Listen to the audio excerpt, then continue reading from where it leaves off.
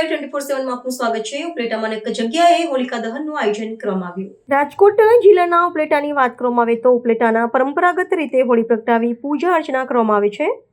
ફાગણ સુદ પૂનમની સંધ્યાએ ઉપલેટામાં હોળી રશિયામાં થનગનાટ જોવા મળ્યો હતો અને ધાર્મિક રીતે જોવા જઈએ તો હિરણ્યકશ્યપુના નામનો એક રાક્ષસ હતો। તેને પ્રહલાદ નામનો એક પુત્ર હતો। તે પ્રભુ ભક્તિ કરે તે રાક્ષસને ગમતો ન હતો, એટલે તેને હોલિકા નામની બહેને કહ્યું કે તેના પુત્રને સજા કરવા હોલિકાને કહ્યું। ત્યારે હોલિકાએ અમર ચુંદડી હતી, તે ચુંદડી પહેરીને આગમાં પ્રહલાદની ખોળામાં બેસીને લઈ ગઈ હતી, પણ પવનના લીધે ચુંદડી હોલિકા ઉપરથી ઉડીને પ્રહલાદ ઉપર પડેલ અને હોલિકા બળી ગઈ હતી। આમ પ્રહલાદ બચી ગયો અને ત્યારથી આ તહેવાર ઉજવવામાં આવે છે। ત્યારે લોકો દ્વારા હોળીમાં ધાણી, ખજૂર, મમરા, શ્રીફળ જેવી આહુતિઓ આપવામાં આવે છે અને પૂરી શ્રદ્ધા અને ભક્તિથી પરંપરાગત રીતે હોળીની પ્રદક્ષિણા કરવામાં આવે છે। ત્યારે ઉપલેટાના અનેક વિસ્તારમાં હોળી પ્રગટાવવામાં આવેલ અને દરેક લોકો દ્વારા ઉત્સવને ભક્તિભાવથી ઉજવવામાં આવે છે। મનોજભાઈ ગોહિલ, ઉપલેટા વાલ્મીકી સમાજના પ્રમુખ, જે હિન્દુ ધર્મ શાસ્ત્ર અનુસાર હોલિકા દહનનો કાર્યક્રમ ઓલ ઇન્ડિયામાં થતો હોય છે, જે ઉપલેટા વાલ્મીકી સમાજ પણ હાલ આ ધર્મને આ દિવસોને વર્ષોથી આ હોલિકા દહનનો કાર્યક્રમ યોજતા આવે છે। આજે પણ આ દિવસોને હોલિકા દહનનો કાર્યક્રમ અમારા વાલ્મીકી સમાજના સમગ્ર બહેનો, ભાઈઓ, યુવાનો, છોકરાઓ, મિત્રો બધા મંદિરના મહંત સહિત અમે બધા આ કાર્યક્રમમાં ઉજવી છીએ ધાર્મિક રીતે। તો આ ધાર્મિક પ્રસંગ અનુસંધાને સ્કૂલ બોર્ડ આજે પૂરા ભારતનો તહેવાર છે હોળી દિવસ, હોલિકા દહન।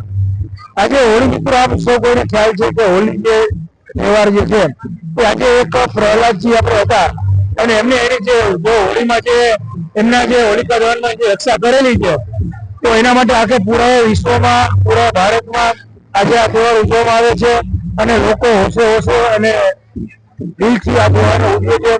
આ આમાં લોકો સાર કેવો નથી છે કે આપણે ભગવાનના થઈને રહીએ તો ભગવાન આપણી ચોક્કસ મદદ કરે અને ભગવાન આપણા થાય। તો આ તકે આજે હોળીનો તહેવાર છે, તો અમારા ઉપલેટા શહેરમાં પૂરા એ મહોલ્લામાં અલગ અલગ એરિયામાં ઘણી બધી હોળીઓ આજે અત્યારે પ્રગટાવવામાં આવી છે અને ઉપલેટાવાસીઓ આજે તમામ લોકો આજે હોળીના મહિલાઓ, ભાઈઓ, દીકરા, દીકરીઓ બધા હોળીના દર્શન કરવા માટે ઉમટી પડ્યા છે। તો આ તકે તહેવાર નિમિત્તે ખાસ હોલિકા જે અત્યારે દહન થયું છે તો એ નિમિત્તે બધા ગામના લોકો આજે દર્શન માટે ઉમટી પડ્યા છે। અસ્તુ। નમસ્કાર, જય હિન્દ, જય ભારત। હું ભાઈ ડુમતારિયા। અમારો ચોક એટલે કે નવયુગ ચોક અને અમારું આખું ગ્રુપ નવયુગ યુવા ગ્રુપ આયોજિત દર વર્ષે અમારા આ વિસ્તારમાં હોળીનો પર્વ ખૂબ જ સરસ મજાના હર્ષ ઉલ્લાસથી ઉજવવામાં આવે છે અને હોળીના તહેવારમાં આસપાસના સમગ્ર લોકો ખૂબ સાથે મળી અને અમે તહેવારની ઉજવણી કરીએ છીએ। આસપાસના લોકો પોતાના બાળકોને લઈ અને વાર કરવા માટે પણ અહીં આવે છે ડીજે સાથે। અને ખરેખર હોળી એટલે મારા મતે તો એવું છે કે આપણા શરીરની અંદર, આપણા મનની અંદર કોઈ વ્યક્તિ પ્રત્યે એવો દ્વેષ હોય, કોઈ પ્રત્યે ખરાબ ભાવના હોય, કે આપણી એવી જે ખરાબ વિચાર શક્તિ હોય, તો એને આપણે હોળીમાં હોમી દેવાની છે અને આજથી એક નવું જીવન જીવવાના વિચાર કરવાના છે।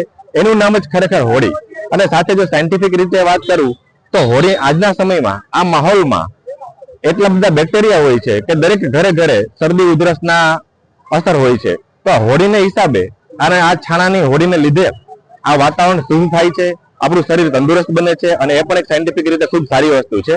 આવતીકાલનો દિવસ એટલે કે ધૂળેટીના દિવસે પણ અમે સમગ્ર વિસ્તારના લોકો ખૂબ સારી રીતે સાથે મળી અને કલરથી એની ઉજવણી કરીએ છીએ અને આપણા જીવનમાં પણ આવા સરસ મજાના કલરફુલ આપણું જીવન બને એવી અમારા બધાની ઈચ્છા છે।